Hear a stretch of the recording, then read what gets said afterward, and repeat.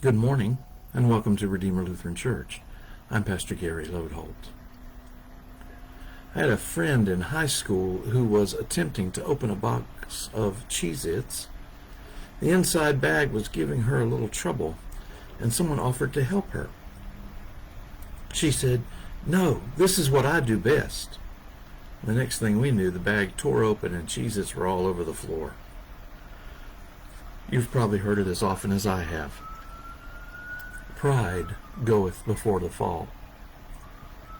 As we continue looking at the minor prophets in the Old Testament, today we come to Zephaniah and Haggai. Perhaps my friend would have benefited from the message that Zephaniah brings.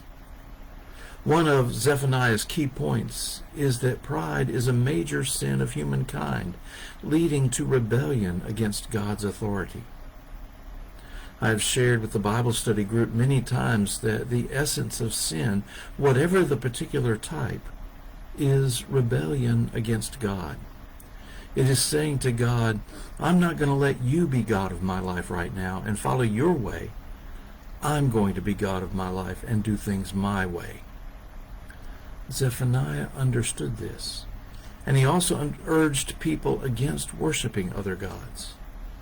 He pointed to the hope we have on the other side of the day of the Lord. A message of hope was also a major part of what the prophet Haggai proclaimed. And with Haggai, we get something a little different. Haggai preaches to the people after they have come back from their exile in Babylon. All the other prophets we looked at so far have preached before the exile.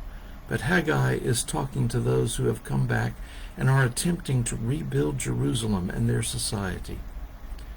And it was pretty easy for those folks to lose faith. When they got back to Jerusalem, the city was in ruins. They had experienced repeated droughts and failed harvests. They found themselves repeatedly in situations of famine and poverty. Times were hard. To make matters even more difficult, their religious leaders were committed to rebuilding the temple as well. In fact, that had a high priority, and they were still trying to cobble homes to live in. How were they supposed to rebuild a temple to worship and to help center their society? All of Haggai's preaching comes in a 3-month period, probably when the people had really lost their hope. When Haggai said, "You need to dedicate yourselves to building the temple," and they replied, "We are too poor to build the temple," Haggai responded, "You have that backwards. You are poor because you haven't rebuilt the temple." What Haggai is telling them is that God must be the most important thing in life. And when God is the most important thing in life, then worship of God shapes who you are and how you live, and things go well for you. Haggai offered a message of hope for people who really need it, and the temple was completed.